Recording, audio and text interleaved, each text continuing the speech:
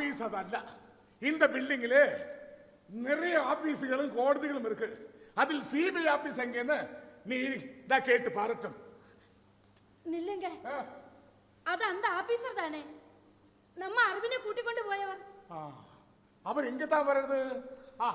நீ அரவிന് புஸ்தகம் எடுக்கு. அது படிக்கும் போது அவருக்கு தெரியும் നാം എല്ലാം ആതങ്കവാദികളാ. സാപ്പാട് എടുക്കടി, അത് അങ്ങേ വൈ.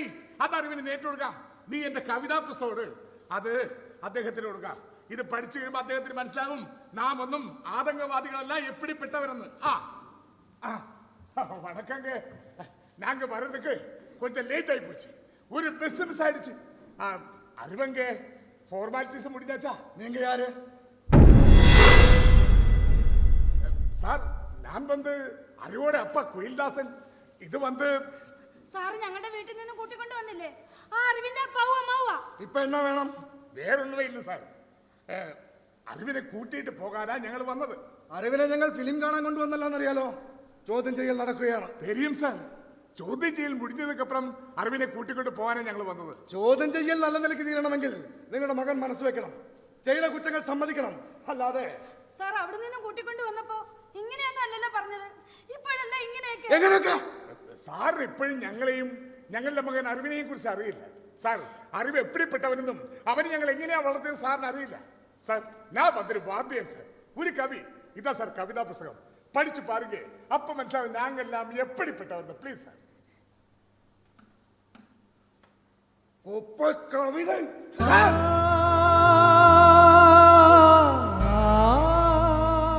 ഇതാണ് സ്വഭാവ സർട്ടിഫിക്കറ്റ്. നിങ്ങൾ എന്തൊക്കെ പറഞ്ഞാലും രാജീവ് വധക്കേസിലെ സോളിഡ് എവിടെയുള്ള പ്രതിയാണ് നിങ്ങളുടെ മകൻ. നിങ്ങൾക്ക് അവൻ നല്ല പിള്ളയായിരിക്കും, പക്ഷേ നിയമത്തിന് മുന്നിൽ അവൻ രാജ്യദ്രോഹിയാണ്.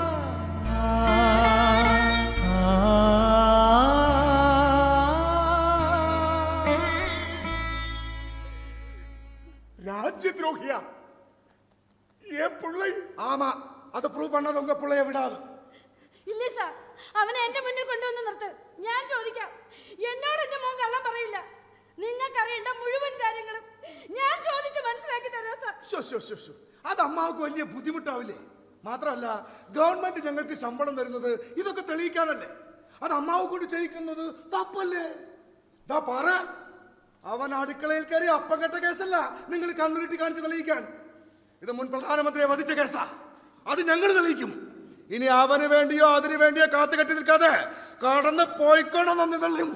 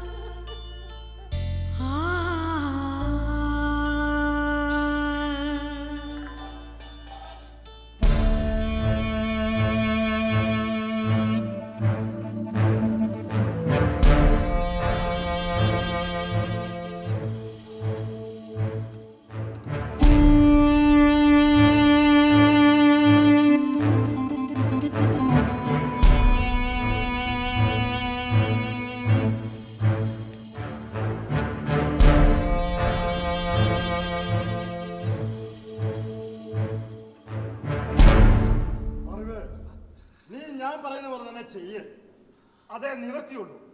ഇല്ലെങ്കിൽ നീ ഇവിടെ കിടന്ന് ഇടികൊണ്ട് ചത്തുപോകും. ചത്തുപോയിട്ടുണ്ട്. ഈ കേസിലെ മറ്റൊരു പ്രതി കൊടിയേക്കര ഷൺമുഖം കഴിഞ്ഞ ദിവസം കസ്റ്റഡിയിൽ നിന്ന് ചാടിപ്പോയി. തൂങ്ങി മരിച്ചു എന്ന് പറയപ്പെടുന്ന കൊടിയേക്കര ഷൺമുഖം അവൻ തൂങ്ങിച്ചത്തൊന്നുമല്ല, ഇടികൊണ്ട് ചത്തതാ. ഇതേ അറിയും, നീ തൂങ്ങിക്കിടക്കുന്ന ഇതേ കയറി ഇതേ നിലയിൽ കിടന്ന്. അതുകൊണ്ട് ഞാൻ പറയുന്ന പോലെ തന്നെ നീ ചെയ്യേ. എല്ലാ കുറ്റവാളികളും ചെയ്യുന്ന ഒരു കാര്യമുണ്ട്, കുറ്റം സമ്മതിക്കുക.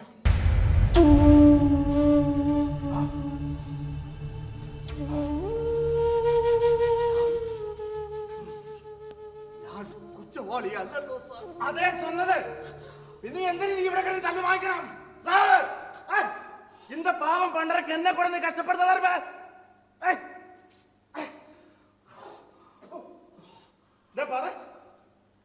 കസ്റ്റഡി വെച്ച് പറയുന്ന ഒരു മൊഴിയും കോടതി മുഖവേലിക്കെടുക്കില്ല. നീ അടി കൊണ്ട് ഭയന്ന് പറഞ്ഞതാണെന്ന് പറഞ്ഞാൽ മതി. ദാ നോക്ക്, നിന്നെ എനിക്കറിയാം, നിന്റെ അപ്പാവ എനിക്കറിയാം. എന്നെ കൊണ്ട് കഴിയുന്ന സഹായം എന്ന നിലയ്ക്ക് നീ കുറ്റത്തെ ഏറ്റരുത്. അപ്പാ!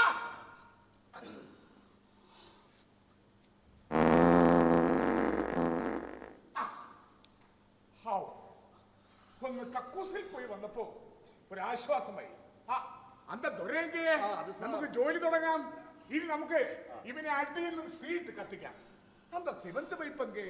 ഇനി അടി വേണ്ട സാർ, ഇനി അടിച്ചാൽ ഇവൻ ചത്തുപോകും. താഴട്ടെ, കുറ്റം തെളിഞ്ഞാലും ഇവനൊക്കെ കൊലക്കരുതല്ലേ. വേണ്ട സാർ, അറിവ് കുറ്റം സമ്മതിച്ചു. അറിവ് ശരിയാ സാർ, നമ്മൾ എഴുതി തയ്യാറാക്കിയ ചോദ്യ ഉത്തരവും അറിവിനെ വായിച്ചു കേട്ട് ഒപ്പിട്ട് വാങ്ങിയാൽ മതി സാർ. അറിവ് സമ്മതം താനേ സാർ, അത് കൊടുങ്ങോ, ഞാൻ അറിവിനെ വായിച്ചു കേൾപ്പിക്കാം.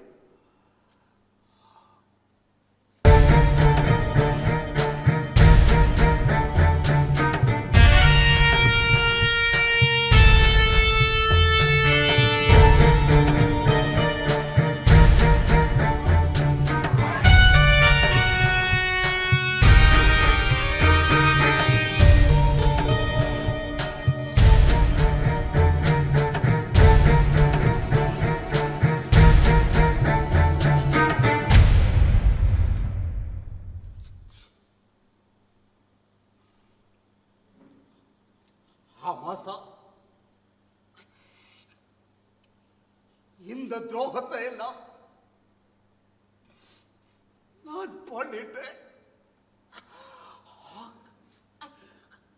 நான் வந்து பெரிய ராஜ்ய துரோகி.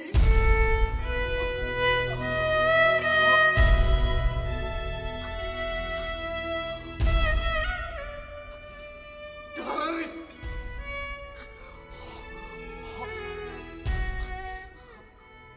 கொடுங்கோ சார்,